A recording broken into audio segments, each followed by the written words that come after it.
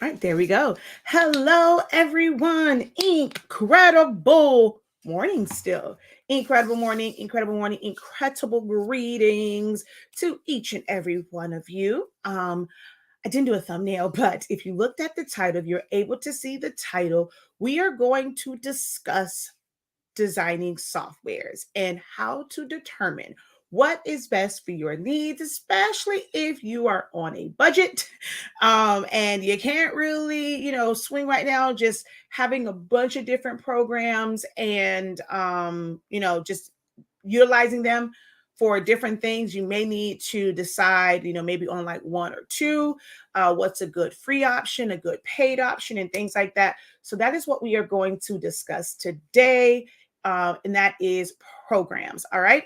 So go ahead. Let's help the algorithm out. This is a live broadcast. This is not a pre-recorded video, but you might be watching the playback of it. But right now we are live. So we want to make sure that this video live gets out to as many people as possible so that if you guys have questions, I'm able to answer them in real time. So for those of you who are on right now, go ahead and run that algorithm up by giving this video a thumbs up, dropping a hey, how you doing? Let me know where you are watching from. Also, let me know first, which programs do you use now? And then secondly, what are some programs that you have been interested in learning about? Okay. So let me do my due diligence and uh,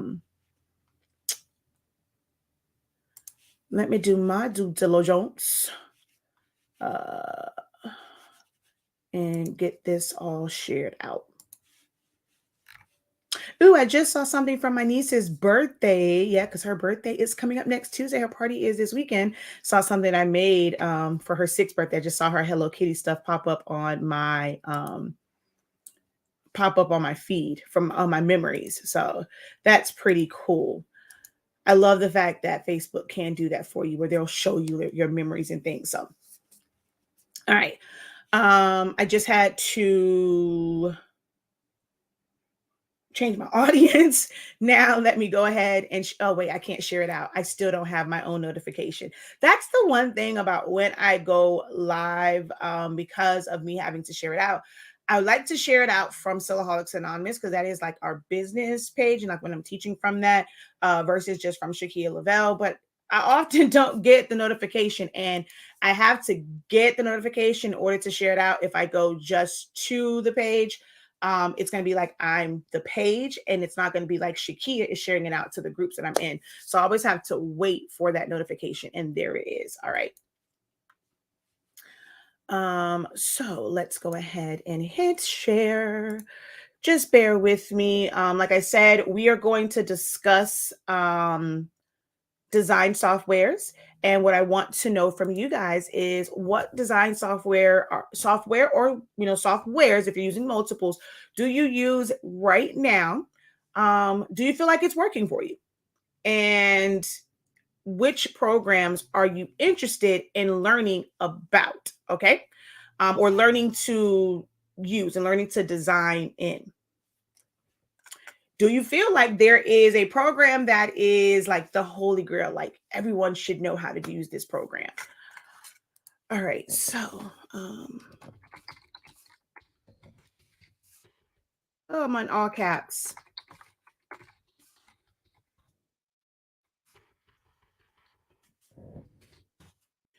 So hello. Actually, you know what? I'm not gonna be able to type and talk to y'all. I'm not even gonna try and do it. Just know that this live broadcast is gonna start momentarily, but I gotta get this caption out. Probably should have just typed so I can copy and paste, but I didn't. So oh,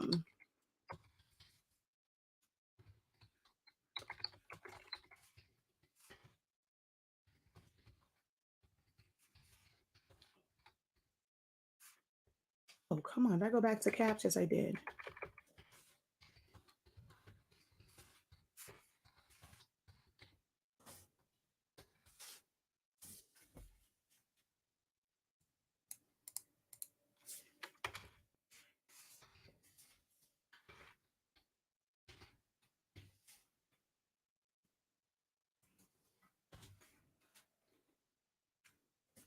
All right. So we're going to copy and then post.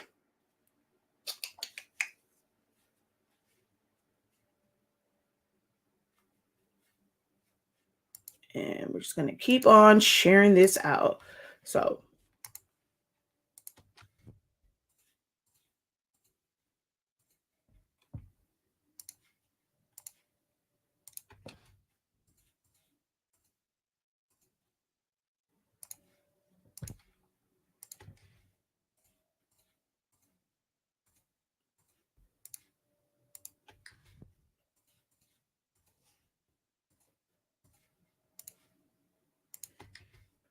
all right, so I'll share it out. I probably should have did the whole at everyone in my groups. Probably should have did that. Really, really should have, but I didn't. But that's okay.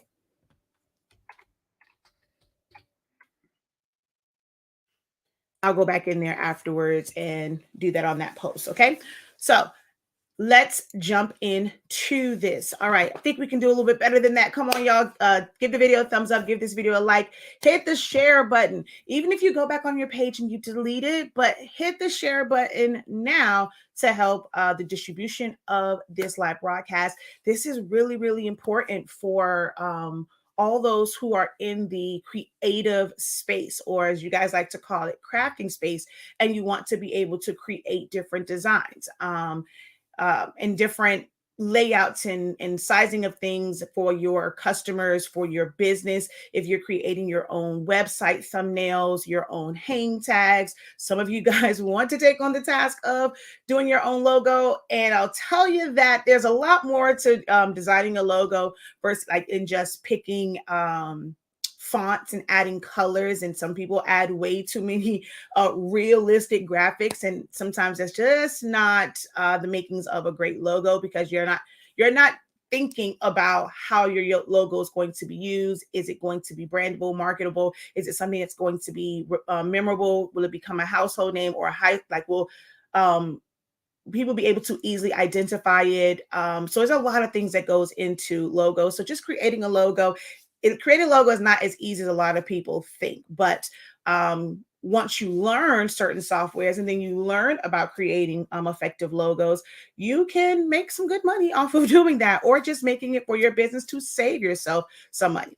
So I am someone that uses several different programs for different reasons. And over the years of doing this, I first got started in graphic designing when I was in the 11th grade. So that's around 16, 17. I will be 42 this year. So that kind of gives you an idea of how long I've been working with different graphic designing softwares, and really being able to identify the differences in them and what the benefits are for what it is that I'm trying to design, which is why I chose the softwares that I choose to use now are based off of that experience and that knowledge, and just knowing what it is that I wanted to do, and knowing that some of them are very, very limited. Okay.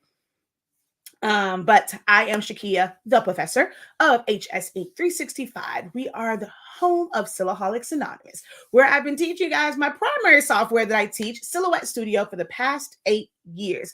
I think it is a phenomenal beginner software, because it is at its core a vector-based software, but there are some things in there that are very Photoshop-ish, and allows you to do things like adjust colors and hues, and you are not able to do that in some of the other craft-like softwares. So we've been teaching that for 8 years. We have tons and tons of content over on our YouTube channel, Silaholics Anonymous, as well as on our Facebook pages and in our Facebook group.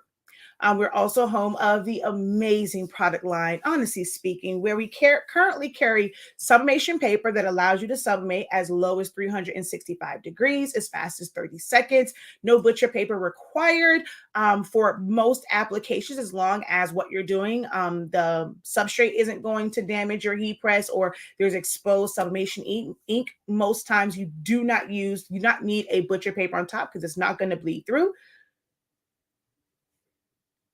Oh, excusez-moi. When I'm doing things like shirts, as long as it is a quality shirt, I don't have to put in. Actually, I'm gonna say as long as the quality, because there's very few that it actually goes through, because I don't need to have 400 degrees. I don't have to press for 60 seconds. I don't need a lot of pressure with our paper because it is a high release paper. I don't have to put any barrier in between my shirt. And I also don't lint brush my shirts, and I don't get any of those blue squiggly. So our paper definitely helps you save time and money. If you have not tried it out, try out one of our sample packs, or get a full 100 sheet pack. It is affordably priced on the website every single day. So you don't have to really wait for sales, because there's some great prices. And all orders before 3 p.m. Eastern Standard Time ship out the same day. All right. It ships out the same day. And unlike Amazon, we charge your card when you order it, so you can turn it back off if you need to. And we still go ship it out the same day, as long as that order comes in by 3 p.m. Eastern Standard Time. All right. And we also have Sublimation ink that comes in 140 milliliter bottles. Pigment ink that allows you to do things such as stickers, labels, chip bags, gable boxes, like anything that's just like regular print, and you're using certain, Epson printers, you are able to utilize our pigment ink and get amazing colors. And the ink is water resistant. I'm gonna say waterproof, but it's just like water resistant and fade resistant.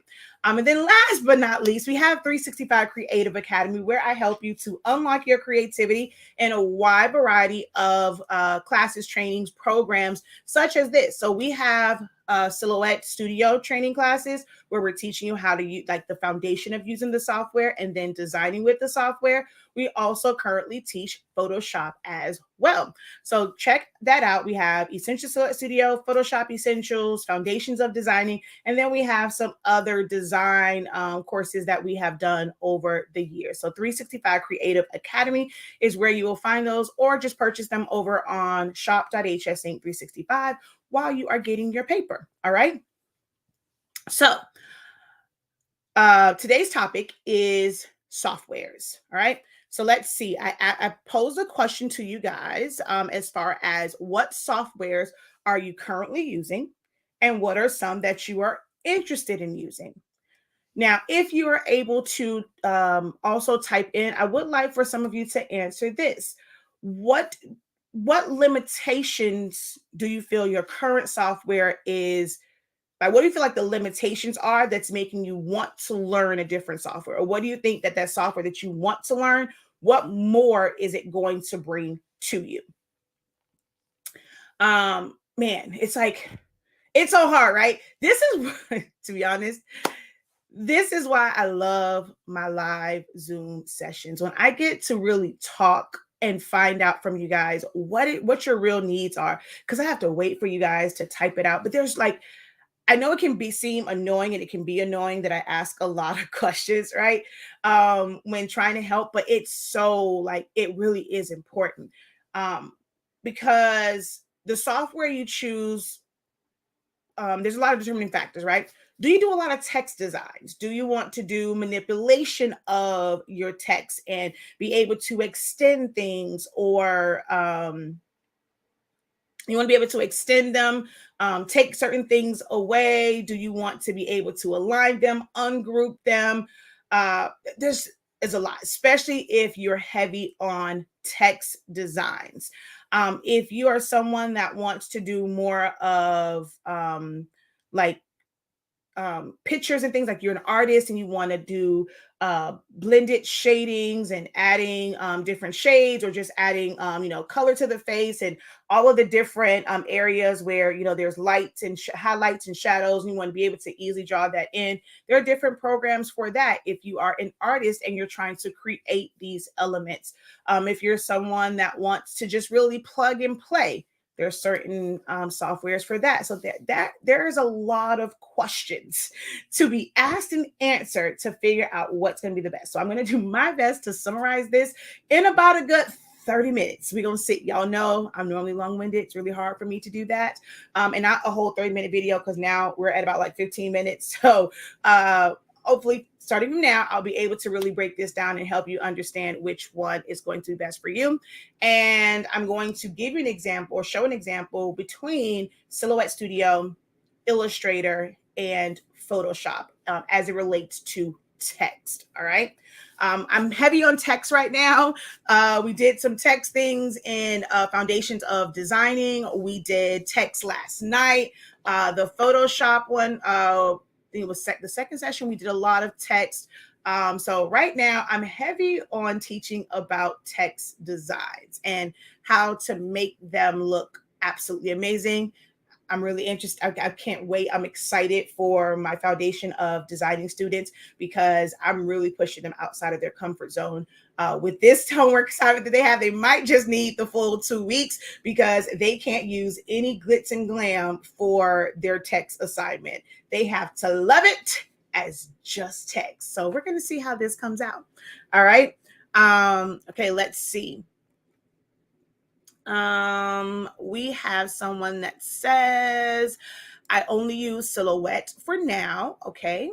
I use Silhouette Studio, Design Space, and Canva. I'm interested in Inkscape, Adobe Illustrator, and Photoshop. Okay. I've been trying to contact you. So lost with my Silhouette Cameo 4 machine. So if you're trying to get in contact with me, you can always reach out on our website in the chat section that is there on shop.hsink365.com. You can always book a one-on-one session. If it is the machine itself. So I'm not sure if you have, when it comes to the 4, there's a 12-inch, the Plus, and then there is the Pro. So it depends on like which one you are having issues with, and is it the machine itself or is it the software? They're 2 different things. You really have to think of them as 2 separate entities. But you can always, like I said, send us a message so that you can, I'll direct you to where to set that one-on-one session up with. Or maybe direct you to a free video that we have on our platforms. Buenos dias, good morning. I currently have Photoshop, Silhouette Business, Canva, and I use a Cricut Maker. I'm currently taking your 30-day Silhouette class. What do you think so far? Silhouette Studio Business. Currently using Silhouette Studio, Affinity Designer, and Affinity Photo.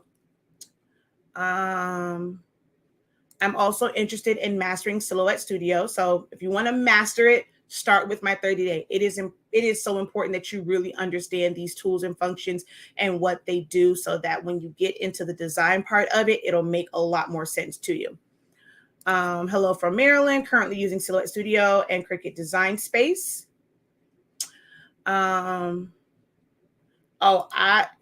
If you email Silaholics Anonymous, I'm not sure which one you email because I check my emails daily except for Silaholics Anonymous. So if you sent it to that one, I don't really check that one because it's so much spam mail. But, you know, the ones that are listed on our website and in our videos, such as like the Professor at HSINK365.com,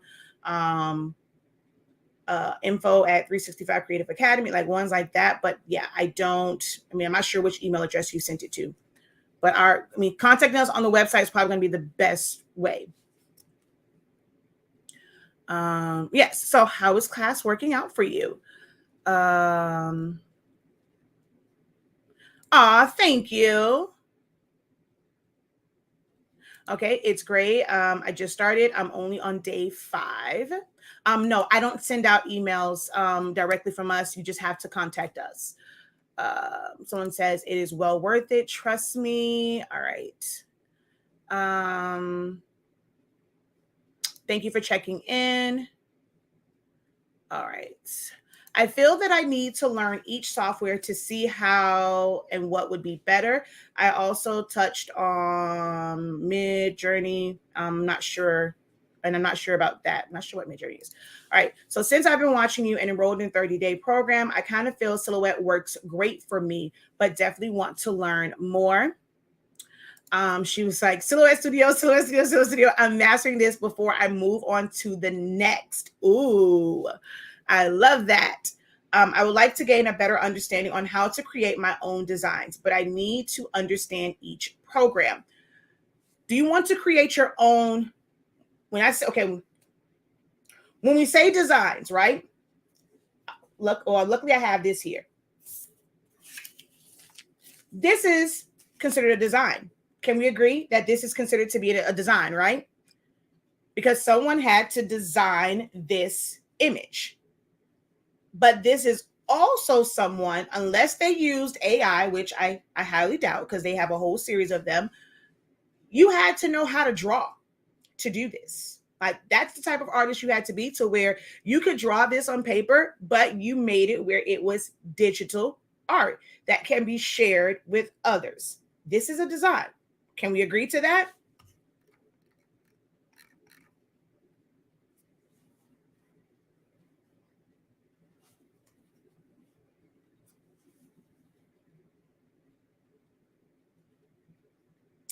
All right, waiting for some answers. Can we agree that this is technically a design?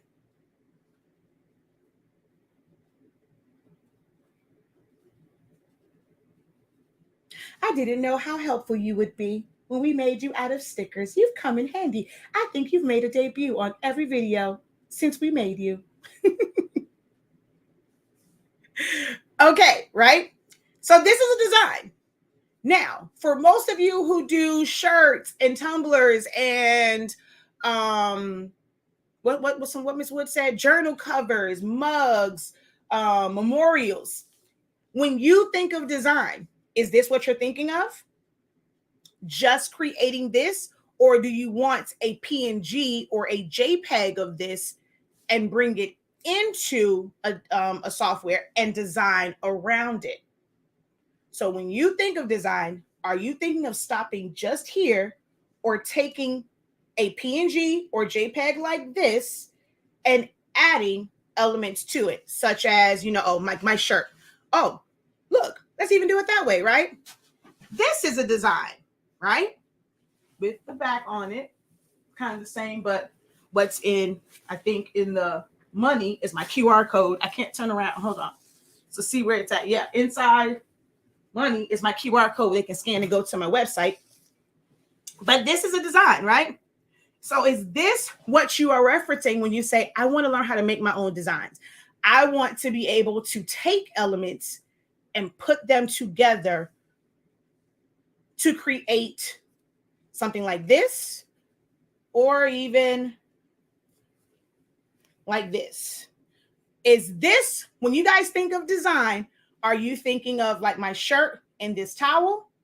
Are you thinking of creating maybe just this type of image or something like this? Designing around the PNG. Exactly. Designing the last part you said. Exactly, right? So you're still going to have to know, like be able to find these images and know like which ones to look for, what's going to work for your design. You have to choose these and have a design style to know which one's going to work for you. You know how many different elephant PNGs might be out there from someone who designs like this, and they're just providing the elements. But how do you know which one is going to be best for you and decide what's going to be best for your design? That's what I teach in Foundations of Designing. But most of you guys who follow me, that's what you're wanting to do. You're wanting to create this. For the most part, this is a lot of, well, I'm going to test because I know there has to be some of you guys who are in my Foundations of Designing. Maybe you've been in my bachelor's or my master's program, or even with Silhouette Studio. We're going to ask this question. Let's see who's paying attention in class. What is this? When you look at this, what should you see? When you're looking at something like my shirt, when you're looking at this, well, the rest of you guys can answer because I want to hear your answers as well. But you're looking at this. What should you see? What are we looking for?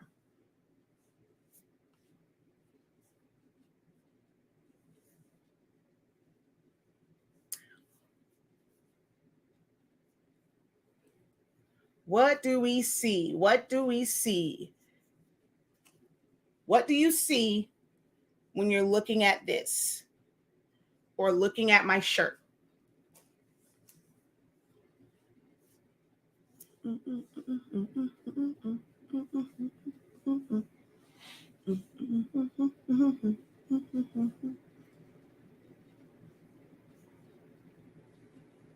Come on. I know it's a delay, but it can't be that much of a delay. You see the design. So what is this design made up of? What is this design made up of? What are these? What's this? Okay, someone said text effects, the colors, oversized prints. So one person here, two people here have said it. Elements, haha. Now I'm starting to see my students. They're elements, but not quite. When you're designing, everything is nothing more than a shape. Most people probably said, okay, this is text. See, there's someone else that said shapes. Somebody, okay, you said words, fonts and images. The best way to approach designing is to not see them as images, fonts, or it's all shapes. The letter A is made up of a shape. When we're teaching our kids, it's a line and it's, it can, well, I'm about to make a whole D, a line and a circle. Or we're telling them, like we teach them shapes first. That's all this is. That's all this is shapes. So when you are designing and you're putting stuff together, all you're doing is creating shapes. So each letter is a shape, but how it's arranged and how it looks forms a shape by me creating the curve here and then how it comes down. All of those things, it's just creating some sort of shape. When you are designing and you're laying things out, are you thinking about what the final shape of that is? It going to be something that fits in a square box, a rectangle box? Is it rounded? Do you want sharper corners on it? Do you want it to, even though it's not in a box, the way the design is, it kind of like you can take it and literally fit it. Like they say, you can't put a star like in a square peg, like in the kids, you have to know like which shape to put it in. You can't fit a square inside of a circle. So what is that shape? That's what I teach you, is how to define that shape. And each program makes defining that shape a little bit different. All of them, like the foundation of designing is identifying the shapes. Anything outside of that is just adding a little razzle dazzle on top, adding colors, adding gradients, adding shadows, adding highlights, adding text effects, layer styles, glows, things like that. You're just adding effects. But at the very core of it, like you for great designs, you can strip away a lot of that razzle dazzle and it's still like, dang, that's dope as hell, right? And each program gives you a different level of razzle dazzle. So Silhouette Studio, Affinity Designer, Illustrator, Corel Draw, Inkscape, and Flexi, which I haven't used it, but just from like just the little things I've seen, they are what's called vector-based softwares. They are great for text designs that don't require, like it's not, well, you're not gonna say that. You can do like use Illustrator and you can create like a whole paragraph and stuff like that. We just talked about that in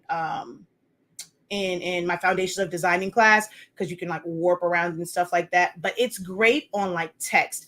And, if you're doing like a booklet, pamphlets, a lot of times like Publisher is better for that because you're just like strictly text. Word is a document type software where you can type out all of your words. So each one of those. Do you guys consider Word to be a design software? Most people don't. It's like it's a document, but you can create a design based off of text. They even have word art in Word. So, I mean, man, I utilize all those. I love using word art because it's an easier way than using illustration times, because it's already like it's already in that warp shape. So you can use Word as well. Each one, again, just provides different benefits to how your shapes come together. So those are what's called vector-based programs. That's where you're going to create things that can be sized up infinitely as long as it's in a vector format, such as AI, EPS, PDF, SVG. Those are vector file extensions. So you're creating a shape. You're going to fill that with a solid color. And is when you stretch out that shape, that color is just going to go with it and it's going to fill in that shape. So it's not going to distort. Those softwares also allow you to grab a corner, a point, and pull it out, adjust it, take one little piece and subtract it, and it's a clean cut. Those programs also allow you to take things such as text and simply ungroup them and then line them up, align them. You can't really do that. So if we just go like with a program like Word, it's a lot of text and things, right? You can go align to the left, the right, center, but you can't, if you had a font that was all jumbled up and you really like the shapes that text formed, you can't go and then change that and make it where it's flat. I showed my students this yesterday. I'm going to show it to you guys as well from Photoshop and Illustrator and Silhouette Studio. So there's like little things like that. Someone asked the other day, does Photoshop have a trace and detach? Not really.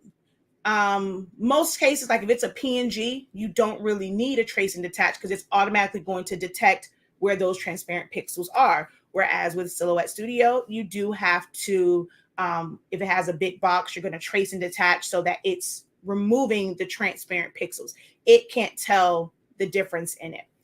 But if you have something like a JPEG and it has a background, whether it's white or colored, you would still have to technically do the same thing in every single software. You're going to have to isolate that subject, that element, that object, whether it is with your pen tool in Photoshop, your Bezier tool in Corel Draw, I think it's called a pen tool in Illustrator, your edit points in Silhouette Studio.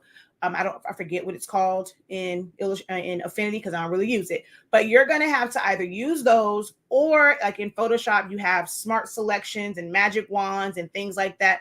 But you're going to have to select that subject and then either invert it, or it's a couple different things you can do, and you're going to remove that background.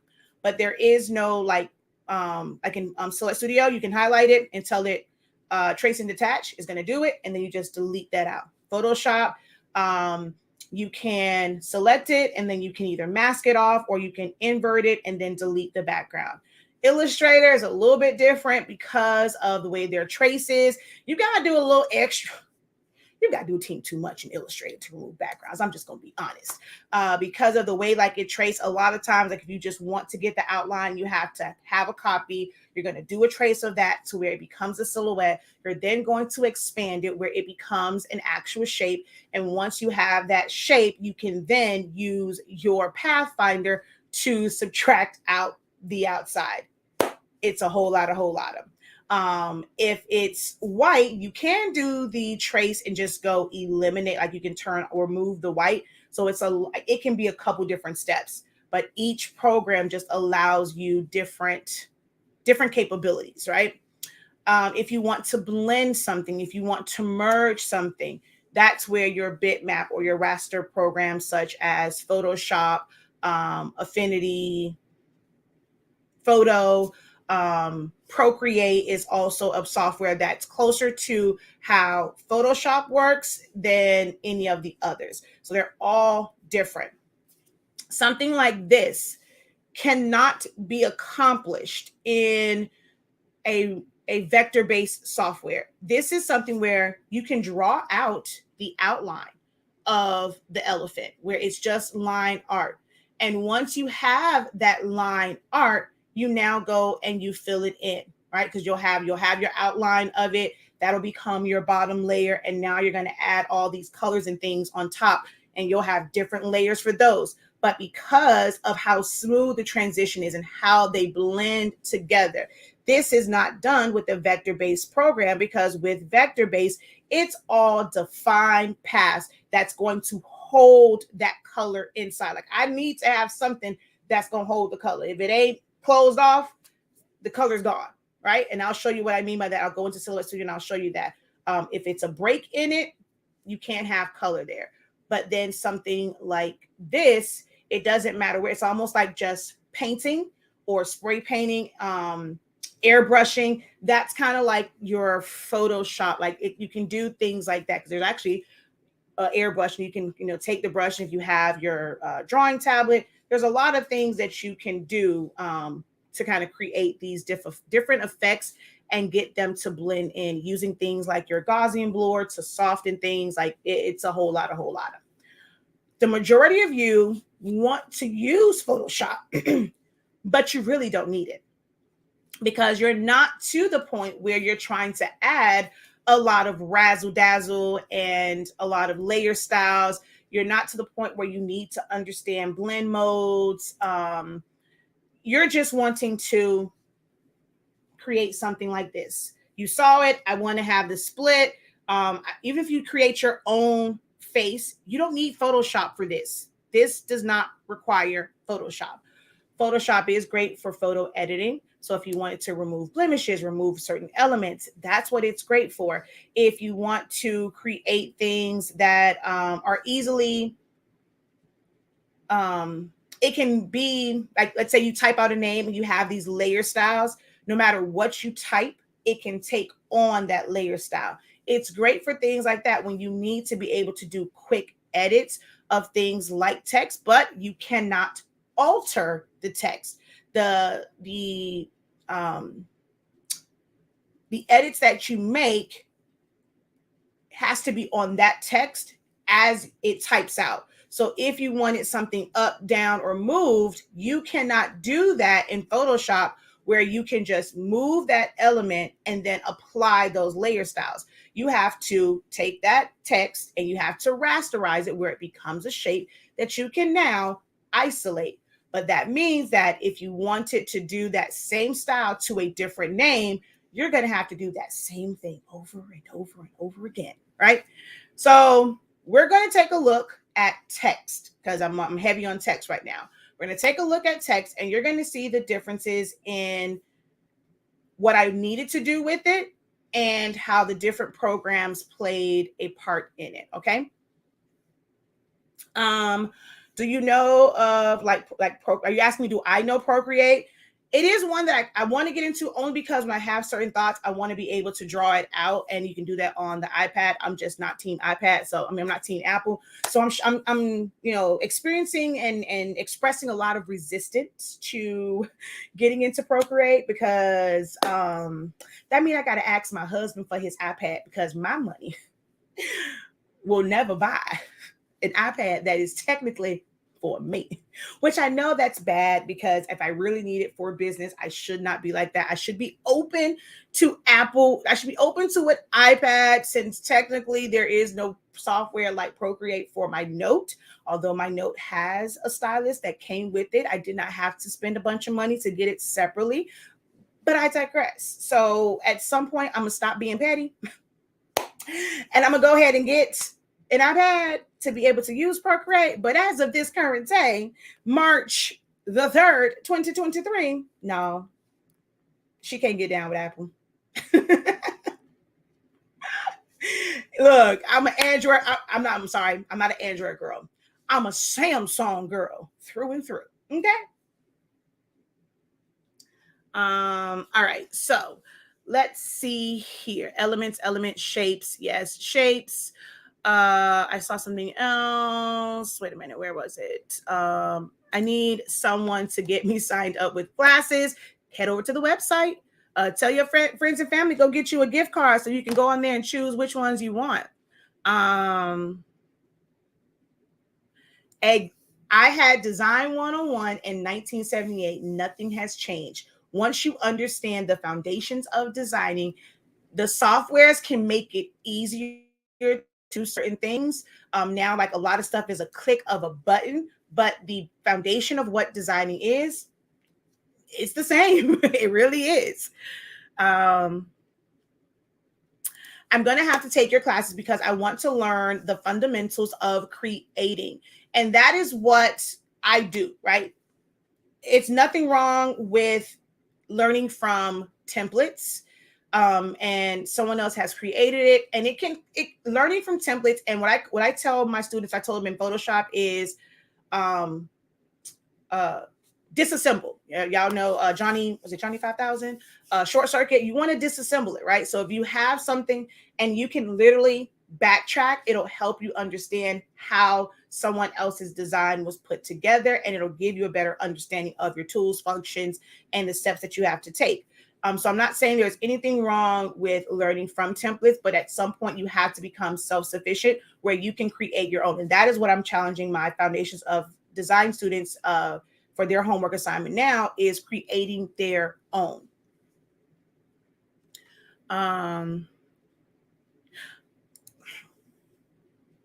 You should be open to Apple because it's the best products on the market. I beg to differ, but we're going to have to agree to disagree on that one. John, yeah, exactly. You took me back with Johnny 5. Johnny 5 is alive. Yes. All right, let's take a look, because I'm at my 40 minutes. Let's take a look at Silhouette Studio, Illustrator, and Photoshop. And just in this one thing with these names, you're going to be able to see, like, wait a minute now.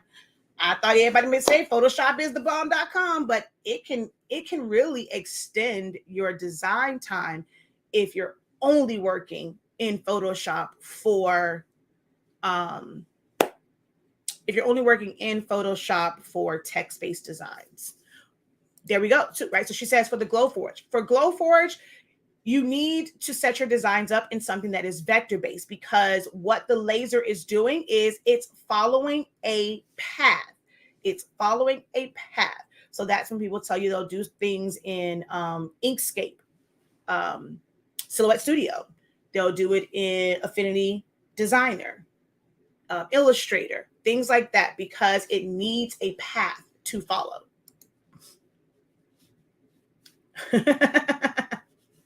Okay, so let's go ahead. I'm going to present my screen to you guys, and I need to flip you all around. Let's go flip camera.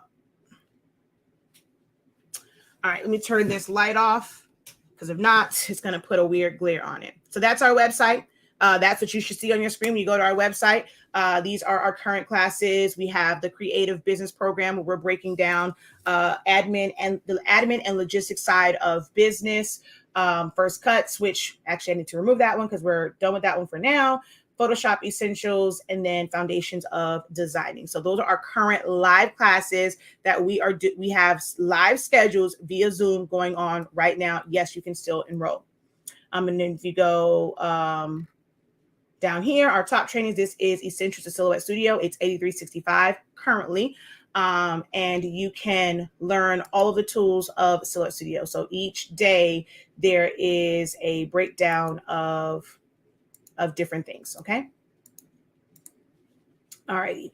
So now let's take a look at this text. I'll show you guys what the final design was. So we're going to come over. Nope, that's not the one. Bam. There we go. I asked this question in my group. If you were the client, which one would you have chosen? Last night in Foundations of Designing, we broke down these different layouts and what they meant, why they were designed the way they are, the way they were, the shape that was meant to be created with it. There's a lot to why, like, these are distinctively different, down to the number 3 and why they're all different. So we broke this down in the Foundations of Designing class last night. Because they're designed a certain way for very different reasons. There's a lot of elements that are exactly the same, but the colors, the way that they're positioned, the sizing of them are all for an actual purpose for each one of them. So as you can see here, I wanted to create the PJ Masks like essence and how their logo is, but of course I wanted it in the kids' names, like the whose party it is. I wanted it in their names. Now, my students will tell you, look, I'm not trying to match not a nary a font. I don't really care what font you used.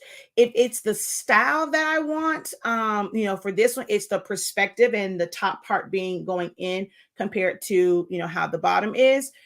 I'm going to do that with whatever font tickles my fancy, right? So for this particular one, you guys saw this yesterday. So I did this video yesterday, this live, go back and watch it, where I talked about my first steps, creating my color palette, choosing fonts, finding the image, like my inspiration images. If I needed to trace and detach, you can check that video out over on Silaholics Anonymous's YouTube channel. But there's a lot of, text and stuff here. So I ended up wanting to use this text called Kiko Bold. But this font, which let me bring this over here. Let's move y'all out of the way. Let's make you a little bit bigger.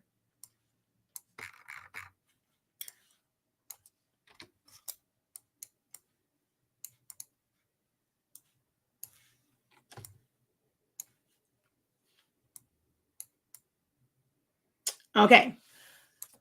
So what can be challenging in using this font for what I wanted to do was how some of the letters, well, more so in this case, it really was the D and where that was positioned at when you type it out. This is a font that's meant to be kind of stacked, and it's meant to have movement to it. Where my apostrophe was when you type it, when you type it out, it's there, but like it's the spacing in between. So I needed to do some editing that goes beyond just what's called kerning, or just like changing the spacing or the character spacing. I needed to do edits beyond just that. So in a software like Silhouette Studio, all I have to do is ungroup. I'm going to select the letters, and then I can align them to the bottom, and they're going to line up that way. If I wanted to make my N where it matched, I can double click on it to bring up my edit points. I can select edit points and bring that down, and I can, come on.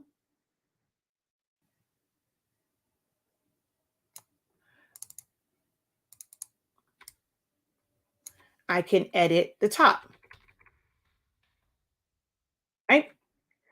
Now, that's an easy edit. Can this be done in Design Space?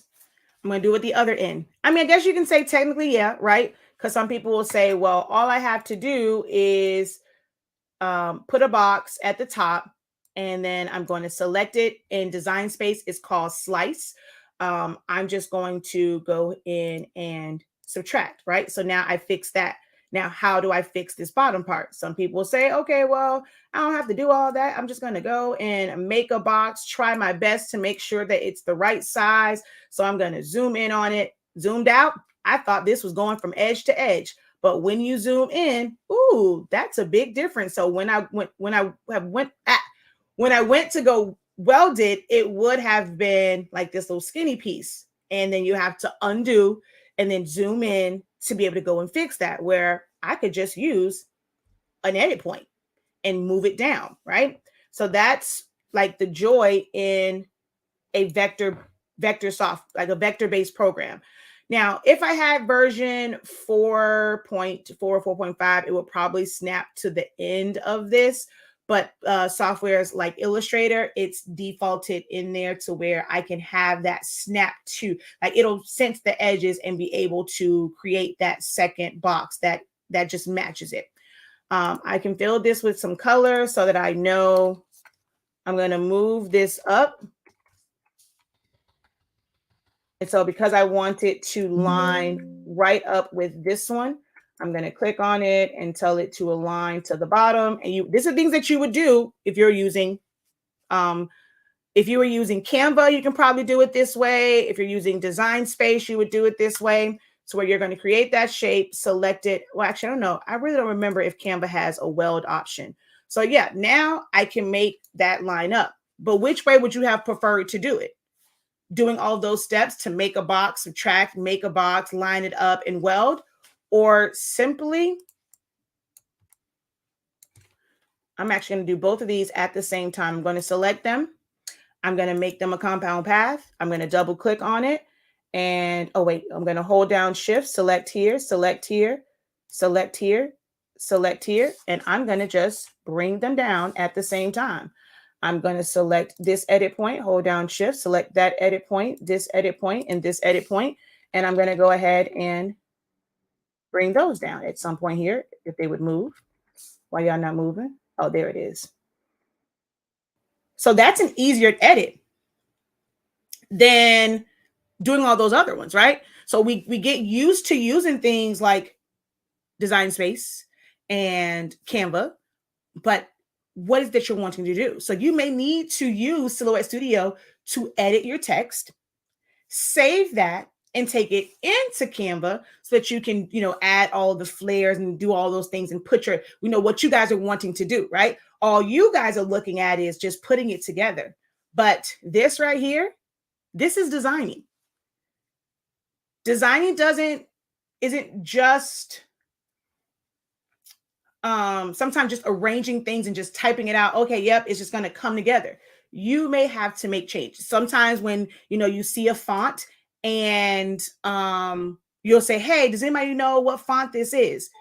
You don't know how many edits that designer has made to that font, to where you are about to go on a hunt, a wild goose chase for a font that does not exist. All you can do is find something that is similar to it. Because if I've made changes, and let's say I have this, and this is the shape, right? You are identifying this shape.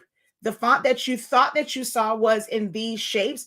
But if you were to go and look for this shape, and you're going to go to Kiko Bold and you type it out, you're going to be like, wait a minute, this can't be the font she used, because the N on this, it's two different sizes. The D is way up here. Yeah, because I went in there and I edited it. I altered it because I understand designing. No. So that is the joy of Silhouette Studio. Everything that you just saw me do does not require a designer, does not require business edition. And it is truly absolutely free to do this edit. Now, for you to save that outside of Silhouette Studio, there's a free way to do it as an SVG, and then you can open up that SVG in different softwares or different apps. So there is a free way of doing it. I have a video that's on my YouTube channel, Silaholics Anonymous. Or you can get Business Edition and you can save it as a PDF or an SVG right from Silhouette Studio, or even save it as a JPEG or a PNG. Okay. So there we go. We make that edit. Now I want to move this back up to the top. I want to space this. So we're going to take all of these. Oh, wait, first let's release compound path on this. We're going to take all of these and we're going to move them over. Take the whole thing, move it over. Move it over. All right. So,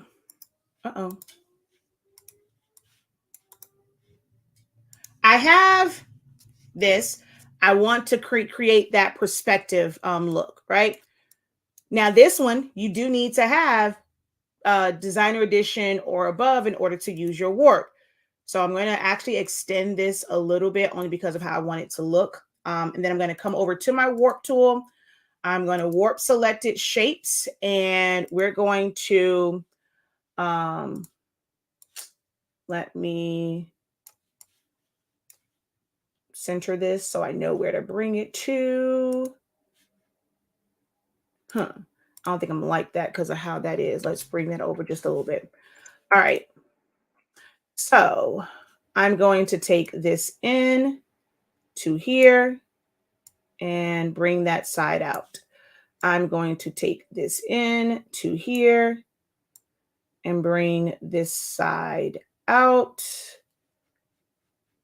And I think I want to bring it in a little bit more. So let me adjust my box here.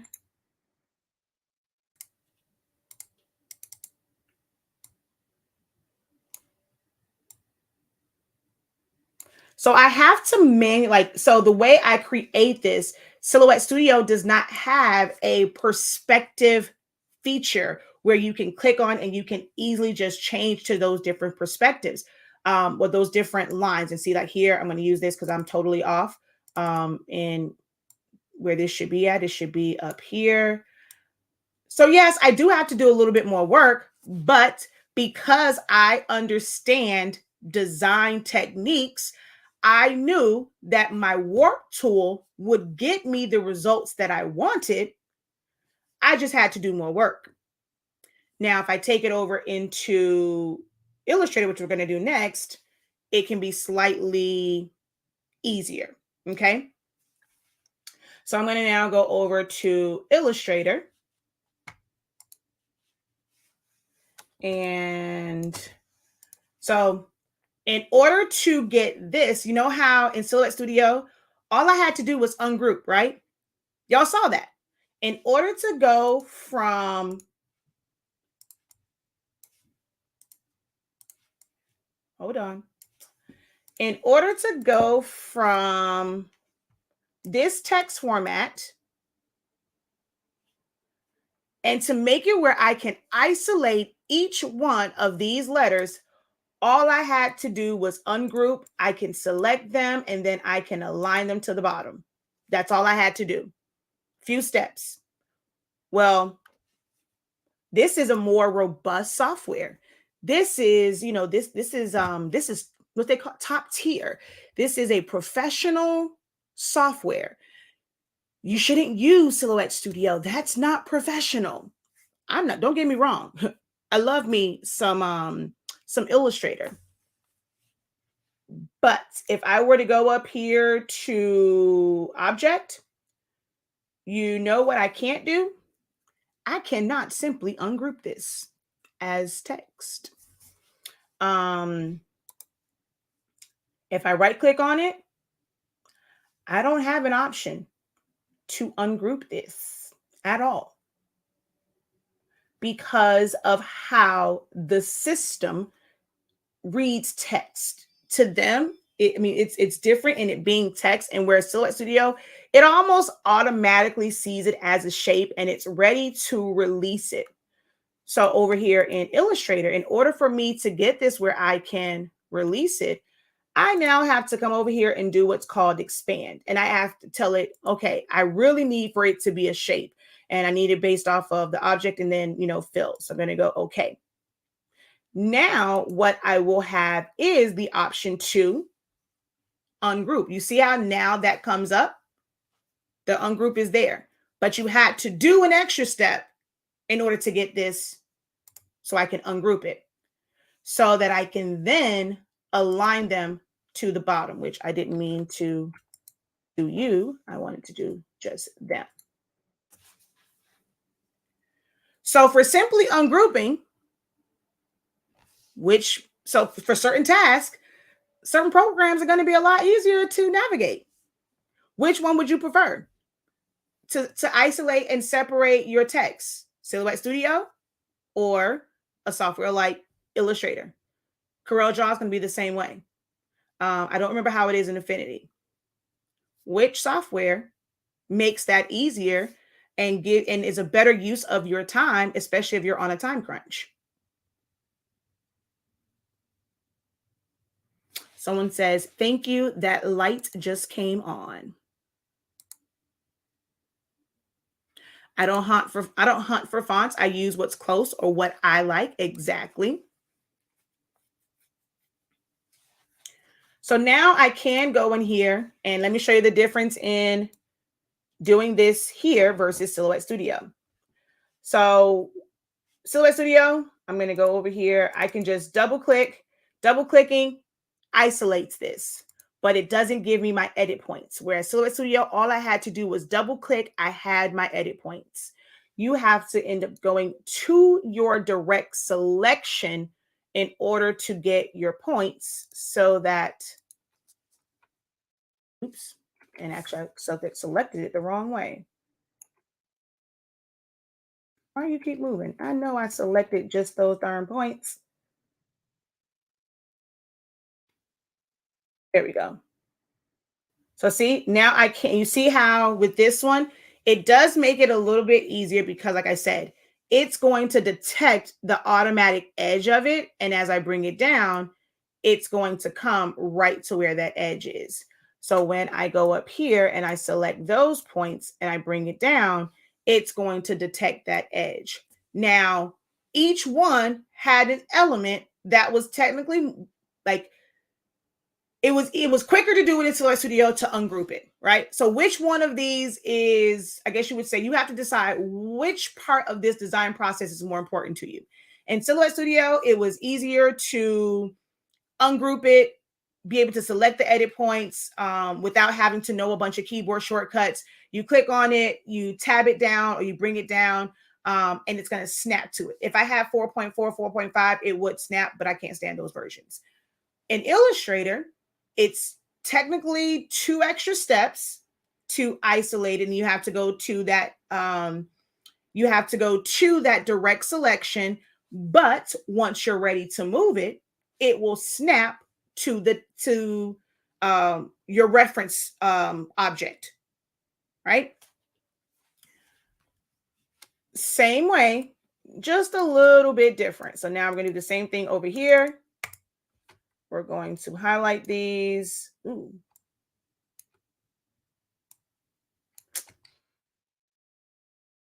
Oh, all right, there we go. And hello. And come down, like those, and come down. All right. Now, how many of you guys think, you're like, when you're thinking about the program that you want to learn for your business, it's going to be the best thing for your business? You're thinking Photoshop. As a graphic designer, I want to make shirts. I want to put people's names. I want to make stuff for birthday parties, weddings, baby showers, graduate. Like you want to make all the teams, right? And you're saying to yourself, I got to learn Photoshop. I'm limited in what I can do over here. I got to learn Photoshop. I got to learn Photoshop. How many of you guys, that is what you say to yourself? You want to know how many steps it takes to do this very same thing over in Photoshop? Let's see, shall we? Well, the same way there was no ungroup button over in Illustrator, there's none over in Photoshop. As a matter of fact, the way Photoshop works, it has everything in layers. So even if I were to rasterize this where it's no longer in text format, I still cannot click on this and say, ungroup this. I want all of these letters separate. I can't do that. In order to isolate these letters, you are going to have to do some work that is about, I would say maybe about 4 times longer, maybe even longer than that, than either Silhouette Studio or Illustrator. When I technically at this point can go into Illustrator or Silhouette Studio, I can save that as a PDF file. I can bring that into Photoshop, and then I'll be able to start work. Oh, I forgot to show the perspective on this one. Hold on. Actually, no, I don't even like doing perspective over here. I'm going to do it in Photoshop. It's a lot easier for me over there for the sake of time. But when it comes to this, this is in text mode. Okay. Hold on. Where we at? It's okay. This is the one that's in text mode. There is no ungrouping of it. Had this just been a text where it was already lined up, I can do certain things with it, right? But with this one, I can't. Like, I need to isolate it. First thing I'm going to have to do is I'm going to have to extend the spacing, because the way it's going to pick up, if it's too close, I'm going to end up picking up some of the next one. So the first step that I have to do while it's in text mode, we still can do the same thing, character spacing. So we're going to come over here to the characters, and I'm going to make that, I'm just going to say 50 for now, because I just need space and I need to go Oh, hold on. There we go. Image, reveal all. Okay, I'm actually going to make that a little bit smaller. Okay, so I need to create some space for the next thing that I need to be able to do. The only way to isolate these, I'm going to show you up here. I'm going to hide all of these. We see it, right? That's in a group. It looks almost identical to what I showed before, what was on the screen, because I hadn't really moved any. Actually, I think I did move these around on this one. But I'm about to click my drop down. Every last one of those letters had to be put on their own individual layer, and we had to separate them individually. So if you had a name that was longer or text that was longer than this and you wanted to edit it, baby, you would be in Photoshop for forever and a day. Why? I'm not going to do all of them because it's going to take too long, but I am going to show you what you would have to do for this. So this is my base one right here. Okay. I need to make duplicates of this. I need as many duplicates as there are letters. So I already kind of have one right there. This is where keyboard shortcuts come into play. Control J. So that's what one. Well, I'm not going to count the original. So that's 1, 2, 3, 4, 5, 6, 7, 8, 9, 10. I want to say it's 11 letters, I think. Okay. Then we're going to have to isolate these. Now it's an easy way. It's a very easy way to kind of sort of do it. So we're going to use a combination of selections and then just using our eraser tool and taking our eraser tool up to a really, really high number so it's easy to remove it. But what we're going to do is I'm going to turn off my original. I'm going to come here. This is my A. Y'all can't see it. I'm selecting the layer that's going to be my A. I need to isolate this A. I cannot use my marquee because then I'm select some of the Y. If I go in and I do a quick selection, when I remove it, it's going to feather my ends because everything in here is pixels. I'm not going to have sharp defined lines. So I have to do this the manual way. And this is where having a mouse or having a drawing tablet where you can use a pencil is very important with the software that you're using. So I'm going to come up here to my lasso tool. We're going to come down through here, bring this around. So I'm technically isolating where that A is. I'm going to go Control-Shift-I to invert my selection, go to my eraser, and oh, wait, I forgot all the rest of these are on. So well, let me turn these off first, which I could have just did Control+, but it's okay. So now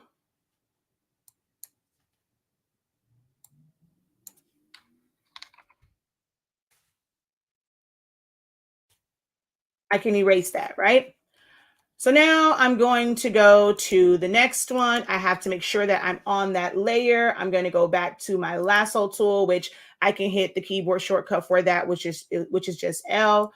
So now, first, I'm sorry, I'm going to undo. I have to take off that selection. So Control D. And now I'm going to make my selection here. And I have to do it this way with these because part of the Y overlaps where the A is. So we did that. Control-Shift-I to invert it. Go hit E on our keyboard to get our eraser. And we're going to remove the rest of this. And then we're going to go to the next one. Click on it. All right. Control-D. I'm going to go to my marquee tool because now I can simply just use a rectangle because there is enough spacing in between it. Control-Shift-I.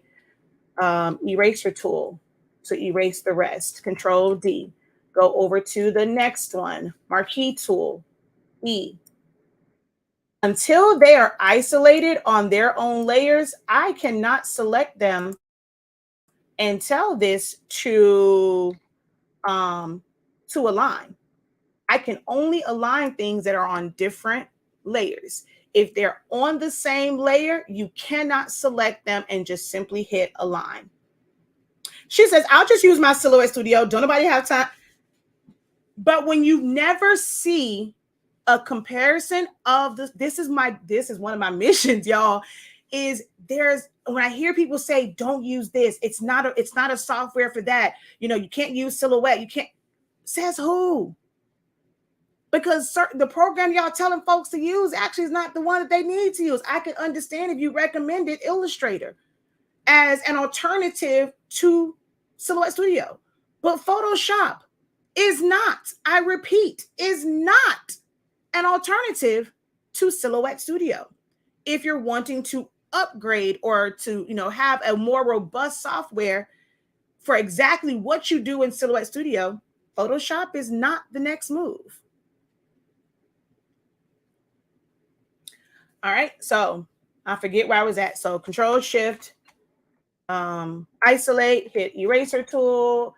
Oh, I'm on the wrong layer. I got to make sure I go up to this layer and then erase, and then turn on this one, click on it. Which one are we on? And then because they're all the same, you're going to have to remember to go over here so you know which letter you had to do next. You have to go back in and label it AD, if you want to do it that way. It is telling me I was on E. That's why I waited to remove my selection. So I'm going to go Control D. We're going to go to Marquee tool. We're going to do our N. Control Shift I. Hit the eraser tool and remove that. Go over to the next one. Actually, I don't have to go Control D. I can just go straight to Marquee tool and not move. I want my Marquee tool, not move. Oh, wait a minute. Oh, well, delete. I ain't got time for that. We're going to go like this. Control, alternate, invert, E, erase it. I said I was going to do all of them, but I'm damn near about to do all of them. So now we're back to a letter where I can't put a box because then it's going to account for the comma. So I have to go to my lasso tool and I have to draw that out and get really, really careful as I'm threading through. So now do you see why I extended the space in between it? If I would have left it where it was really, really close, I would not have that area to skirt into with my lasso tool without having to zoom in and be very, very, very, very, very careful. So Control Shift I, and then eraser tool, and remove this, and next. So actually I'm going to go through all of them. It's okay. I said I wasn't at first, but Control D, we're going to go into here. Control Shift I, E. What was I going to do? Oh, next one. This is V, and I got to go back to my lasso tool and do my V. Actually, no, I can do that one with the Marquee tool. It's not overlapping.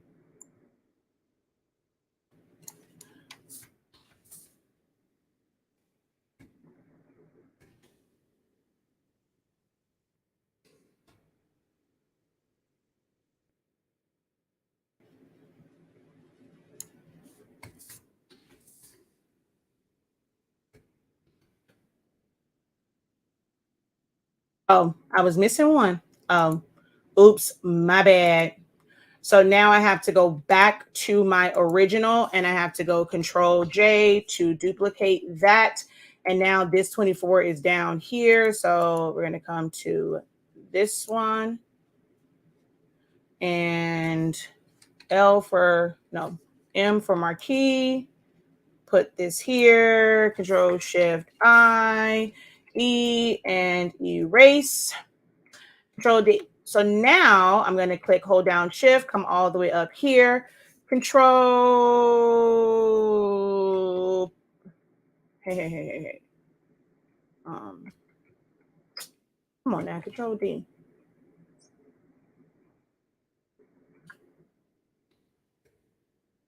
All right.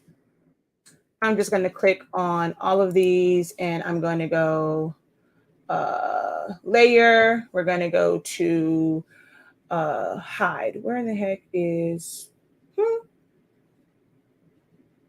Oh, show all those layers. So now they're on. And now that I have all those layers, now I can go click on my tool up here and then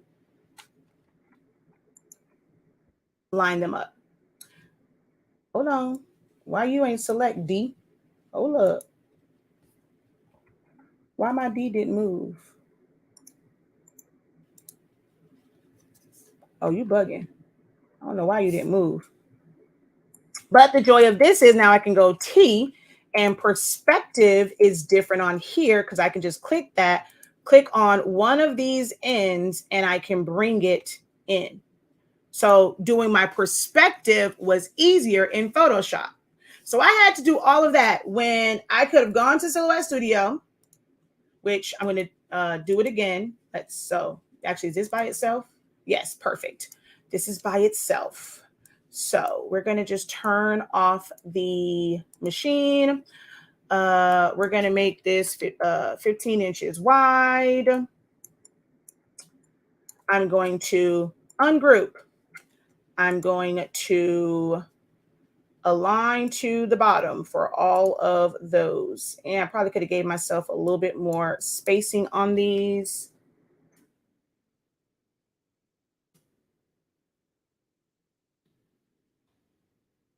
Okay. I'm not going to worry about fixing my ends, but I could do that. So now I'm going to go File, Save As, Save to Hard Drive. I'm going to go Aiden PDF. I'm going to go and save this as a PDF file. We're going to hit OK. OK. Now I'm going to come over to Photoshop. I'm going to go File, Open. Let's get off of here. Right, File, Open. I'm going to get my PDF that I just saved.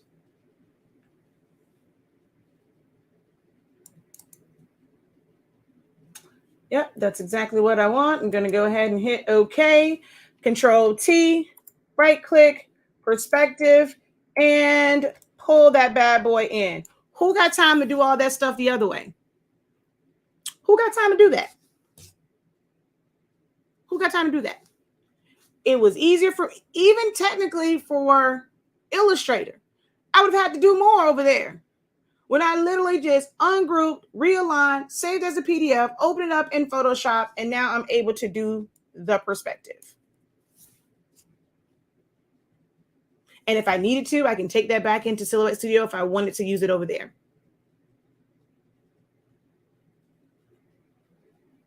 It is important to understand the limitations and the advantages of each software, and whichever one you are currently, like whatever part of design that you are currently focused on, learning the program that's going to be the best for you, maybe cost effective for you, is what you should focus on.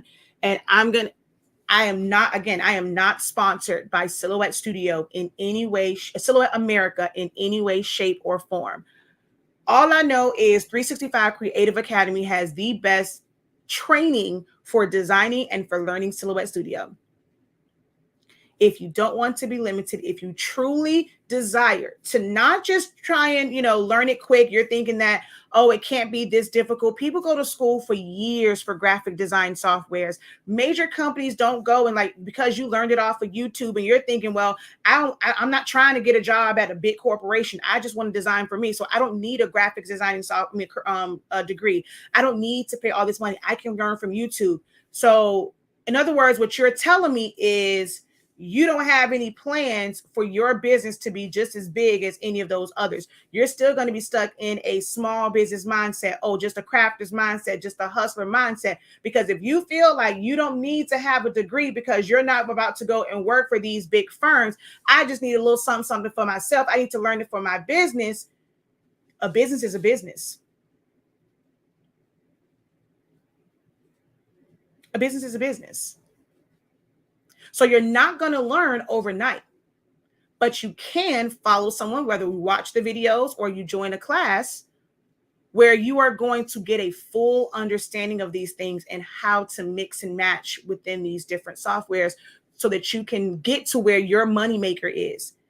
Your moneymaker is not creating that elephant for someone else to purchase.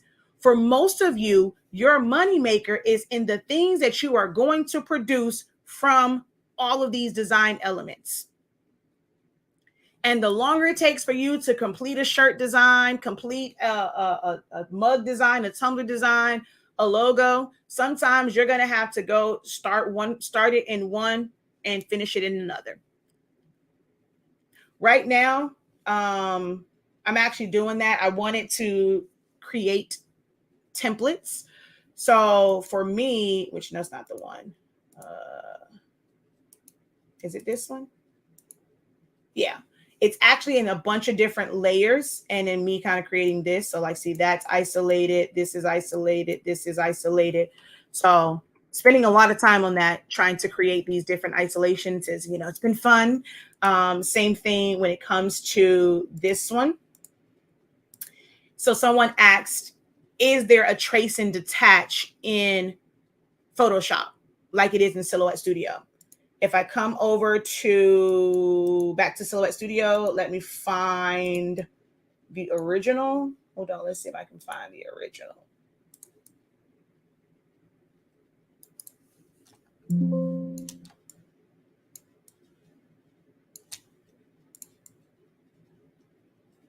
Where is the original? Oh, I don't have it anymore. Dang it. Yeah, I don't have the original. Once I trace and detach, homie, that was it. Dang it, man. All right, that's okay. I can somewhat do it with this one. Copy. Paste.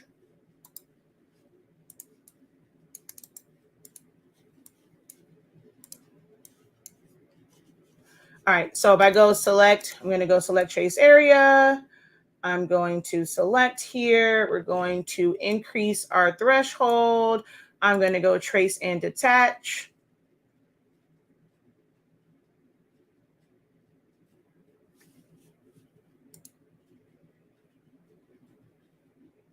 Hopefully it doesn't. That's the only thing, like sometimes it'll act crazy. It might shut down. Okay, we didn't do it that time. So if I move this out of the way, Catboy, oh, and his tail, which I got to just put it back together. But Catboy is able to be moved. Technically, Gecko, yes, he's connected to this whole power thing, but I can easily get him away. She's connected to the 3, but it had it been just the regular one like it is here on Photoshop, right? So now for Photoshop, can I just simply trace and detach this? No, it is a PNG, but I now need to isolate these in order to put them on separate layers. So we're going to go ahead and duplicate J.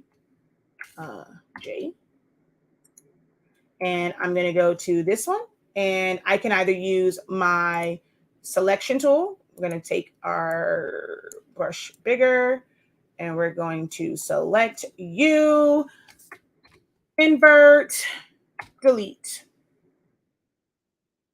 All right. I'm going to come to this one. I'm going to select Catboy.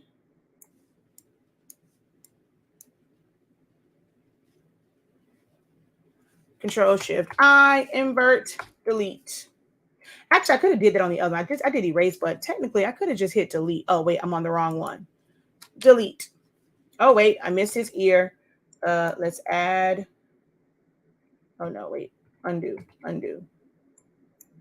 Let's add his ear back in. I delete. Let's go ahead and select our home girl on this side. And everything is selected. Yes. Control Shift I, invert, delete. Oh, and someone asked, how did I select them all? You click on the first one, hold down Shift, and click the last thing that you want to select, and it's going to highlight them all. So again, click on whichever one, hold down Shift. I'm going to come up here, and then I'm going to go to Layer, Hide, and then Show. So now they're all there, but technically they're all individuals. They're selected now, but I can move them around now. So there is no trace and detach. You have to do more steps to isolate them, but it can be done. All right. So for designing, don't get me wrong. I mean, I want, only because of some of the layer styles I want to do to the name, I might just do it to the name and then bring it back in. But it was easier for me to make my, it was easier for me to do trace and detach in Silhouette Studio so that I can then take these and move them around versus all the steps I would have had to do in Photoshop. Make sense? Let's see. Say that again for the people in the back. 365 Creative Academy has the best classes. Aw, thank you. She says, with that being said, is Silhouette is the best for me. I mean, again, I'm not sponsored, but I really think when y'all say y'all are on a budget, you're trying to ball on a budget, you're trying to business on the budget, learn Silhouette Studio. Do not take for granted the benefits of this software.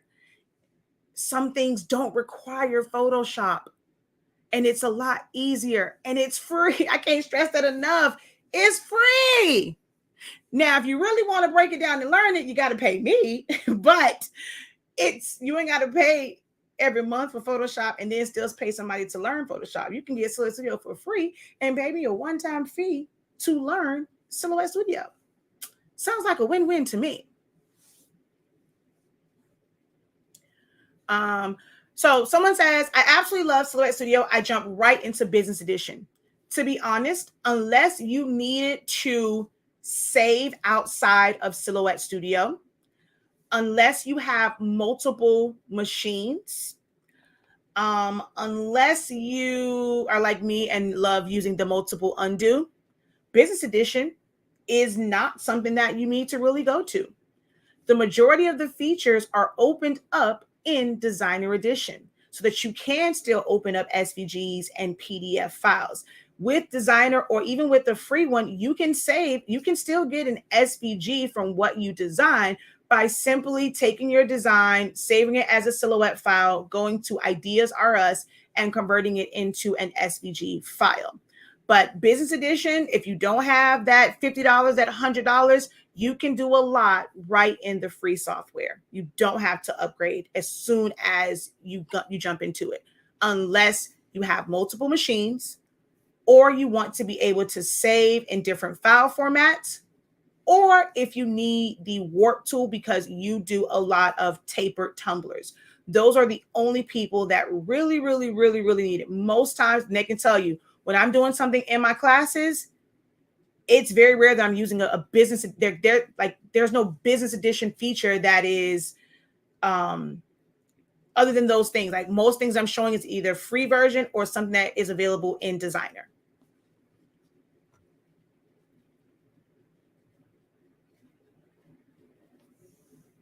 So I went through 365 Creative Academy on YouTube. What do you mean? I'm not sure what you mean by that. I can't seem to find the classes I went through. Oh, so that's what you're saying. You're trying to, okay, wait.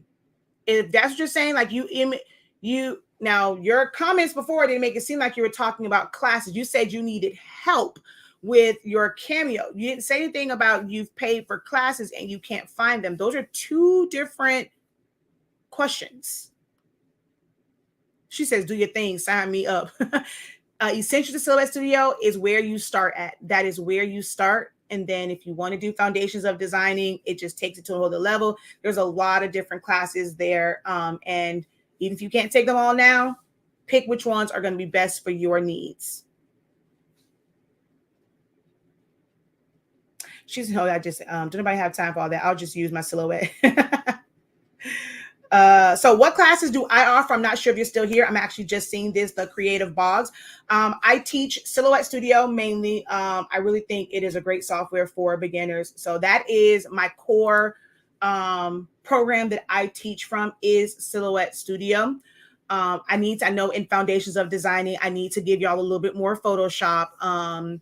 But I mean, it's so many things I can just teach from Silhouette. Like as far as foundations of design, I can teach those foundations in Silhouette Studio. But I do plan to add a little bit more of Photoshop. But not everyone has Photoshop or want to pay for Photoshop. Now you can sign up for the free trial of Photoshop while you're going through the class, and then decide if you want to keep it. But I do a lot of the teaching from what is absolutely free 99, and that is Silhouette Studio.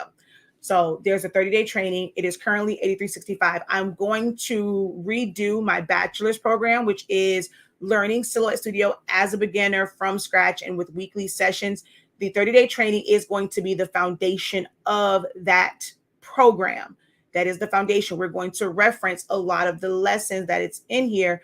But last year it was a year-long program. This time around, I'm not doing it where it's as long, but I am bringing back bachelor's and master's. My Foundations of Designing is kind of a test. This is kind of like my pilot of the master's and how we kind of work through things with that one. But bachelor's, master's, and doctorate will be different than it was the last time around.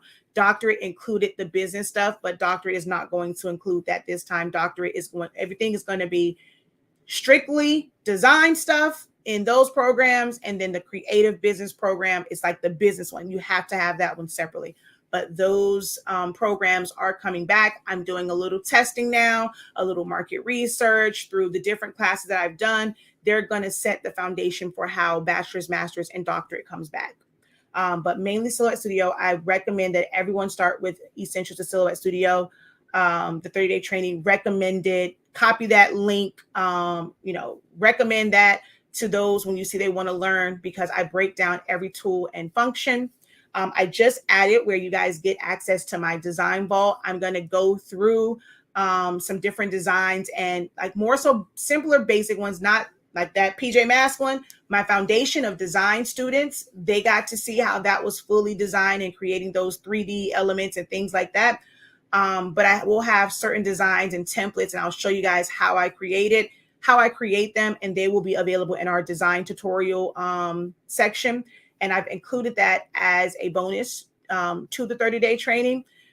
But there are some live sessions that are coming up, but you have to have the 30-day training to qualify for the live sessions, because most of the lessons will be based off of what's in the 30-day training. Okay.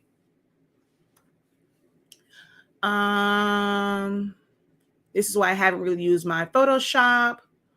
When I found Silhouette Studio, I started to use it, design a lot, and use Photoshop and Illustrator when necessary. I like Silhouette Studio so far. It reminds me of my old phase, Microsoft Digital Image Pro 10 and Print Masters and Print Shop Deluxe 23 and 1.1 combined. I am Team Silhouette Studio. Let's see. I absolutely love Silhouette Studio. Oh, I read that one. I love your classes. I feel like it was worth it for me. I've maxed out my 5Gs and it was super cheap at the time. And I do have 2 machines and the warp. Yeah. Evening, everyone. UK here. I've put 30-day in my cart. Question: can I do it from here? And yes, you can, because what you're getting access to are the live playbacks. So once let me see. Is it up here? Hold on. Let me take you guys off. You're going to see me. I got to hide y'all because I know it's actually up here, but I don't want y'all to see. Okay. So once you sign up for it, if you sign up for it, which I need to put it, I think it's right on. If it's not on, it's directly on the Academy site, I will go look, because I know that I was trying to change. I think I removed it from, and it's hidden from the actual design site. You can only go through shop.HSINK365. So when you go through it over there, you're going to get a couple of emails, and one of them is going to be your Express login. If you don't want to deal with that hassle, right? Like trying to find that email, you want to get right to your classes. I recommend that you go to the Academy site before you sign up for any classes. go to the Academy site, create a free account. Whatever email you use, make sure that you're using that same email over here on the product site. So that way, whenever you purchase a class, it automatically goes to your dashboard. But it is on your dashboard. And here, man, if I could show the other ones, I would show you where it's the classes are broken down. This was 30 days, and I know it's been almost a year. It's actually, we started, whoa, yo, look, this would be a great time. Y'all would literally be on day 3. I didn't realize that. I just missed my anniversary. I started this March 1st, 2022. What the hell? Wait, or did I do it in April? March. I did this in March. I surely did. I did this in March or April. I think I did this in March of last year. We would be on day 3 right now. But it was a lot, like, in how I had to learn with me putting them on a certain computer, the broken down versions. I just have, like, because I'm always designing on this one, my team can't even get to the videos to upload them. So that's why I have to get another computer now for designing. But it tells you guys, please stop skipping the welcome. Stop skipping the welcome. It tells you where they are. Like, there's the live stream playbacks, and that is right here. I cannot click on it because then it's going to show it. But right here where it says playbacks via YouTube, they're not. So don't think that that's public ones. They are not. They are private links that only you guys have access to. I think some of you guys think that you'll think YouTube as just being public. It's not public. You have to go through that. Now, there are like day 1, day 2, day 3, and then the tracing one, only because those are the ones where I was actually about to create separate programs for them. So separate options. Some people wanted just the tracing part of it. So I had to put them in there so that I can create a program based off of those videos, or a class based off those videos. That's why they are currently there. But all of your playbacks are right here. There is a link there, and there's full-on instructions in day 1 about what to do with that link. Okay. So that's where your classes will be. Now, if I go back to my dashboard, which I'm going to come off of here because I don't know if it's going to show something it's not supposed to show. So we're going to go like this. Yep. I'm glad I did do that, because the first thing that came up was something I want y'all to see. Okay. All right. So here you'll see that some of them are broken down. So this is the one for the Photoshop one. So it has the live stream playback, which there's the link there. But if you want to see them in the broken down parts, you can click here and the video will play. And you can leave comments on here if you have a question. That was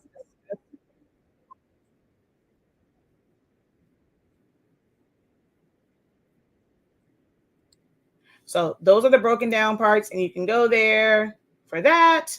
And each one of them has the link, and then there's downloads. Some of the classes have downloads, and then you'll have the different parts and stuff like that. So that is how you navigate the Academy site for your classes. All right.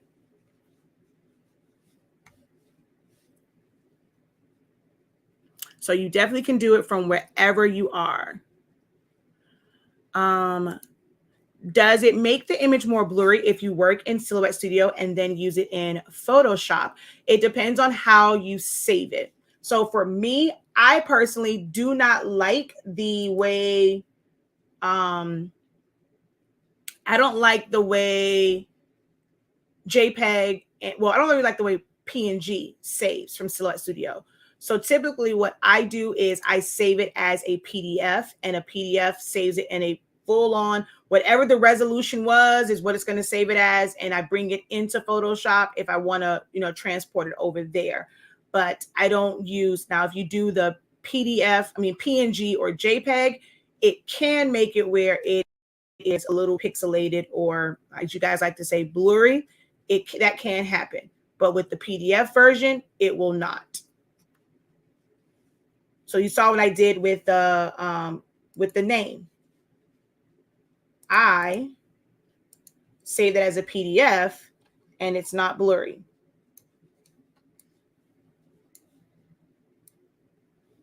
It's nice sharp lines. Okay. So make sure you guys hit up the website. So we're going to just kind of summarize this real quick. I use Canva, but I don't use it how you guys like to use it. And the thing with Canva is, I'm pretty sure that question is going to come up. But with Canva, the one thing that it's like appealing to people with that one is there are a lot of elements that are already there. It keeps you from having to search Create a Fabrica, PNG Tree, designbundles.net, just searching the internet for elements. Like they have a library of elements that's already included in theirs. And you have features like adding glows and stuff like that. But how you edit is very limited. They have a lot of templates already set up to where if you're using, especially for marketing and things for your business, you like the background, you can bring in, like you can set your brand colors in there. You can even bring in your brand fonts. And even though they may have something in their fonts, you're able to use your fonts and then just retype your information. And you don't have to complete all of the design from scratch, like the backgrounds and placements and arrangements. That is one of the main, I guess, like selling points for Canva, where you want something that is plug and play of already created elements. And all you're doing is moving them around. Now, I have seen some people where they will mask something off and make it look like it's in the front, back, and it's way too many steps for me. I can't do it. But it's a lot of just plug and play in Canva. Other softwares that are standalone, like actual softwares, allows you to customize your elements a little bit more than how you would in Canva. Silhouette Studio, Illustrator,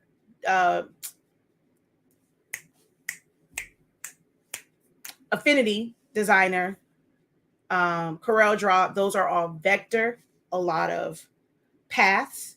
It can be a lot easier when it comes to text to separate them.